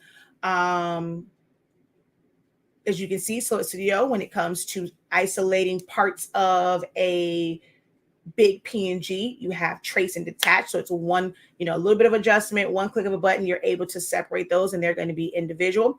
If you did that in Illustrator, you have to expand and all these other different things. So each program just offers a certain benefit where it might behoove you to learn it just for that one benefit. If you are someone, it's like, okay, well, let me trace and detach these in Silhouette Studio. I'll show you. Give me a second. I know I've been on long, but it's when I have it in my head and I'm already in the midst of teaching, I have to kind of show it. So let me flip back real quick. I print from Silhouette Studio. Everything I do, I print from Silhouette Studio because that's normally where I'm designing at. All right, so let's go back over here. Let's take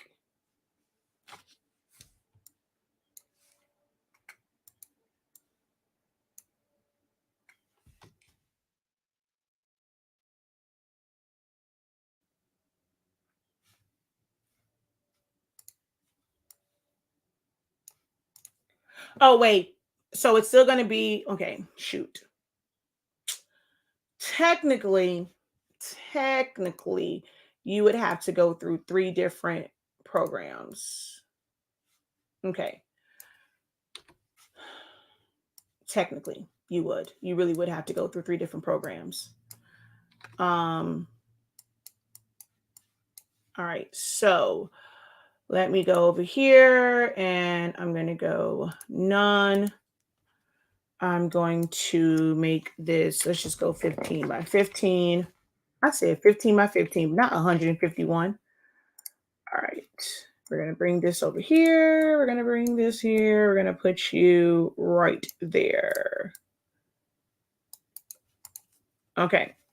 So if I were to go and save this as, so save as, save to hard drive, PJ Mask live demo, delete me PDF.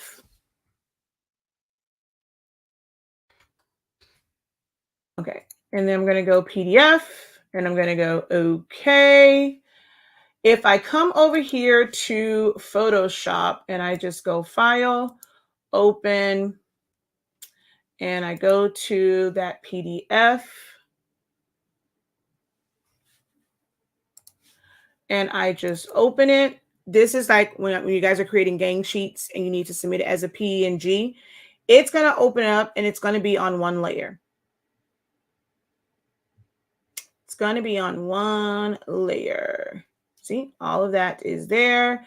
Actually, let me see. Will it do the individual images? I don't think it will do that. I think it's just pages. Yeah. Yeah, I don't think there's any way to really isolate it like that. So I would go, okay, that's going to come in still as one, and you would have to do, so you ask, does it come in blurry? Well, hold on. What did the original one look like? Let me zoom in on this. See, yeah, it didn't change it. This wasn't a high resolution image to begin with. So it came in exactly how it was there. But now let's say I go over here, File, Open. I'm going to open up that same one.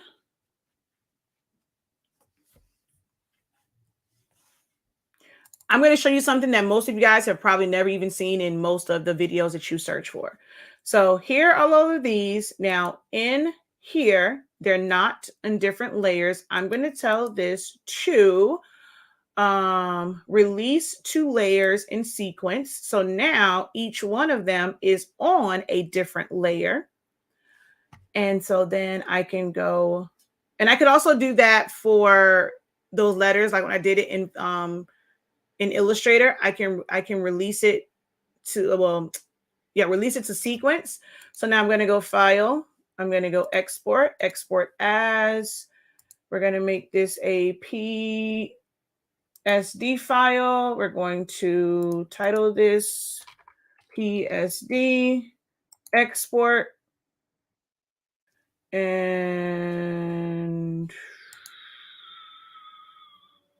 yeah, I have to do the difference in the two, but whatever. I mean, I could have changed this to 300 DPI. We're going to hit OK.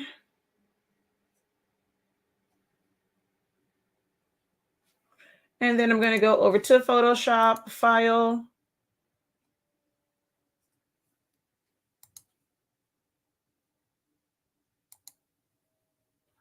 Open.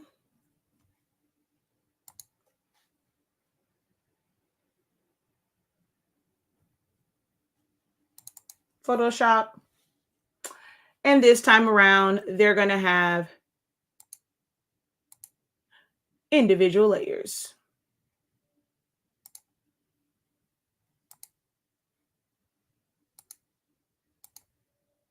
So yeah, if you utilize, well, there's clipping mask on here. Let me delete these darn clipping masks. Oh, wait a minute now. Hold on. Huh?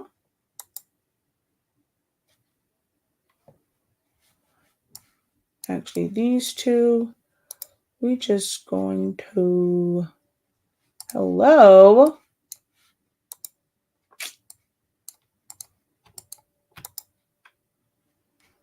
Merge those layers and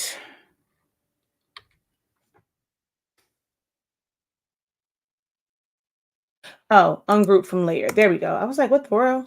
So I ungroup that one from that layer. I'm gonna, why are you still on that one? There we go. I don't need that one. So this one, I'm just going to ungroup from the layer, ungroup from the layer, layer, ungroup from the layer. There we go. So now they're just individuals. Still a lot easier. It can be a lot easier than, it's just that when you go through Illustrator, it creates all of these separate layers. But yeah, so you can go through the three. And sometimes to me, it is quicker to do trace and detach, save it as a PDF. Just click on it. I'm going into Illustrator to do 2 clicks, open up in Photoshop, and it's there. When you bring in a PNG, sometimes it comes in all black. Are you copying and pasting, or are you saving a PNG?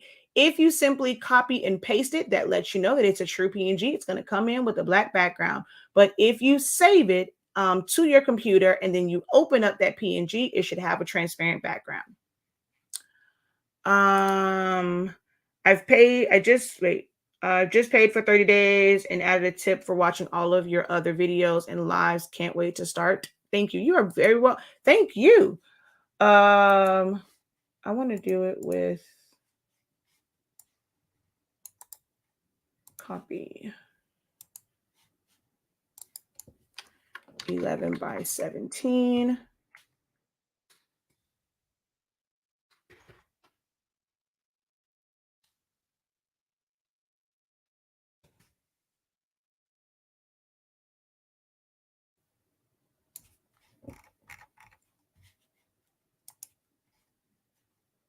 Save as, save to hard drive,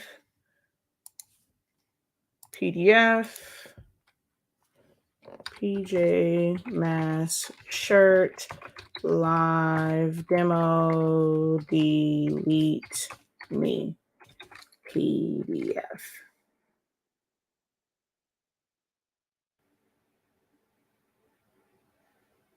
Oh, shoot. I didn't mean to put that on there. And it wasn't going to work because I'm like, it was still too big. That's really, really huge.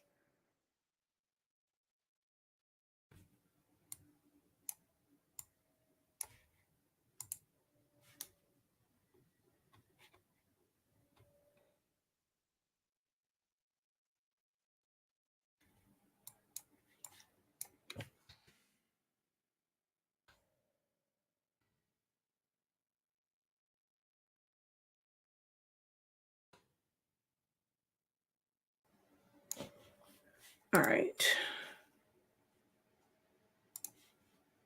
File, save as, save to hard drive.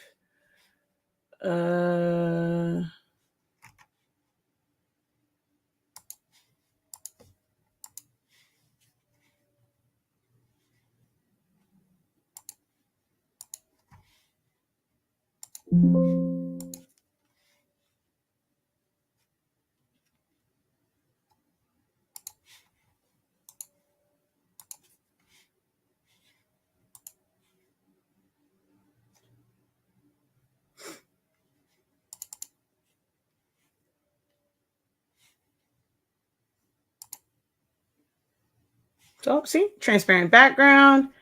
And these are only going to be as good as the original was. But when you look at the parts that I created, so you asked, do they come in blurry?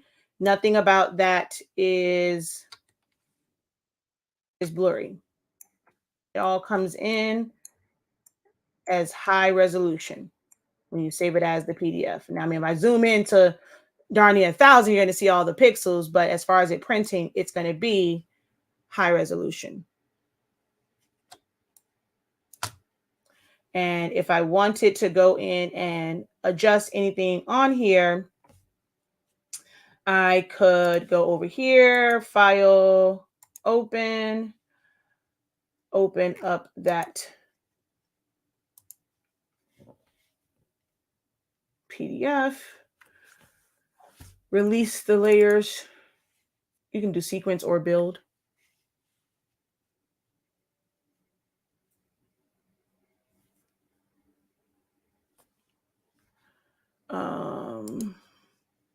Release to layers. Now, because these were not a compound path, all of my text is individual, like going through this, but file export as PSD, export. Okay. It's going to write it, and then I can open it up in, who do people call? I can open it up in Photoshop, and all of my letters. Remember how we had to take the Aiden and Avon and separate them? Well, by me doing it here and separating it to layers, it would open up in Photoshop already in the separate layers, and I wouldn't have to do that extra step. But if you're not trying to be this detailed and you don't need to go into Photoshop to do certain things, you don't need to have all these softwares. But when you really get up there, do understand that one software is not going to be enough. You're going to need several softwares, and you're going to have to pay for several softwares. So that's that. All right, it's been 2 hours. I got to go. They're already sending me pictures and stuff. I have a service program that I have to work on, and I have a shirt order. This isn't the one they chose, but I have to do this order and print and press that, so you guys can watch that. I'm not sure if I'll do that today or tomorrow, but I will be doing these. I have to design the back part of it, the different titles on the back of the shirt first. So I'm going to do that and then press out this order. But hope this kind of gave you a little glimpse into the different, so at least the ones that I use. And like I said, even though I did not show Affinity Photo or Affinity Designer, Affinity Photo is just like Photoshop, so you're going to run into the same issues. Affinity Designer is more so Illustrator with a little sprinkle of Photoshop and some of the things that you can do, like the layer styles and stuff. So it's going to be like what you do kind of sort of in Illustrator is going to be the same concept. So even though I did not show those programs, you can still kind of visualize the differences in each one. All right. But hopefully this was helpful for you guys. Be sure to like, follow, turn your notification bell on when you need a really good lesson. You got 2 hours on your hands, or go back and watch this, timestamp it for yourself, watch it in bits and pieces. I didn't realize I was going to be on this long, but I don't know how to not teach and not fully explain things. This is a blessing and a curse for my students, but it's also a curse when you kind of want, like, dang it, I'm drawn in, but damn girl, it's like a whole movie. Like I could have watched Endgame in the whole time that you was teaching this. Like, but I think it's better. Like, it's, if we can sit and we can watch Marvel, we can watch Endgame, we can watch whatever, you know, one of my favorites, Lean on Me, Color Purple. If we can sit and watch those for entertainment purposes, if we truly desire to grow in our business, grow in our crafts, grow in designing, grow in how we make shirts and things like that, we should be able to sit through a 2-hour instruction video that's actually going to help you. You watching a movie is going to help those actors and the producers and the networks and the studios that created them, but it doesn't really help you unless you're like me and you analyze everything about a movie and you pick out all of the design elements. If you're watching a movie for research purposes and, you know, seeing how they do things, then I can see, you know, it's beneficial to you. But don't turn your nose up, like whether it's my video or someone else's. If you've watched their shorter content and you find value in that, know that the longer videos are probably going to give you even more content, or as you like to call them, gems and things like that. So if you were able to watch this back for 2 hours, kudos to you. Hopefully you learned a lot. Let me know what did you learn new?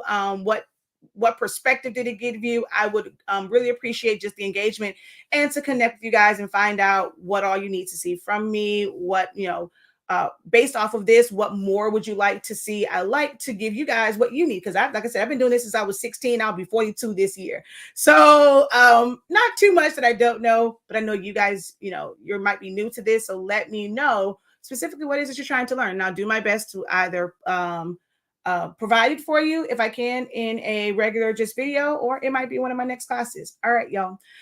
Visit the website, shop.hsink365.com. Until next time, have a great one. Continue to unlock your creativity and be incredible. Peace.